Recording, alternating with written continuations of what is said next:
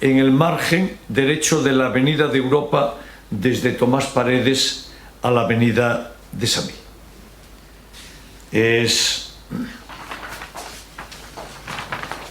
este proyecto en el que ven ustedes, donde tengo la mano izquierda es la zona de Samil, la mano derecha Tomás Paredes, es un tramo solo, ¿no? Y por tanto ven que yendo hacia Samil, la mano derecha, trazamos una nueva área que va a tener acera, va a tener zona de esparcimiento, esto que aparece amarillo es zona verde, es una zona de esparcimiento, y va a tener un carril bici. Se visualiza muy bien en esta imagen, esto es lo que va a quedar, estos son los dos carriles de circulación, una acera de 2,5 metros, una zona de esparcimiento y un carril bici. Total, 7,5 metros.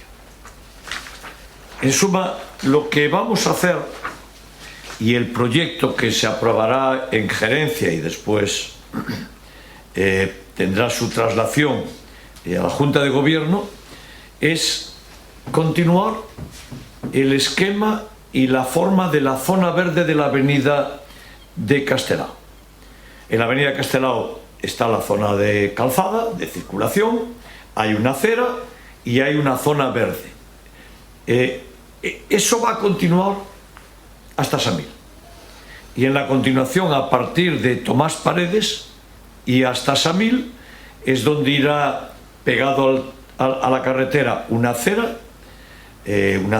amplia, a continuación una zona verde con bancos, con zonas de descanso, con zonas de ocio, y a continuación hacia adentro un carril bici del mismo trazado que el carril bici que ya está hecho en este momento desde Tomás Paredes prácticamente ya hasta la travesía de Vigo. El coste de esta obra será de 4.312.000 euros e incluye 835.000 euros de expropiaciones. Por tanto, vamos a recurrir al procedimiento de la expropiación, 834.000 euros, y la obra en sentido estricto, por tanto, 3.477.000. El conjunto, 4.312.000 euros. Va a ser una de las grandes avenidas de Vigo.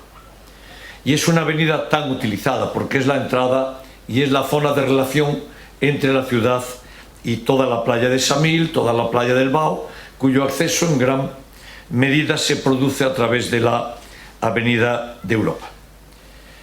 Por tanto, tras la aprobación del proyecto, ya vamos a iniciar las expropiaciones.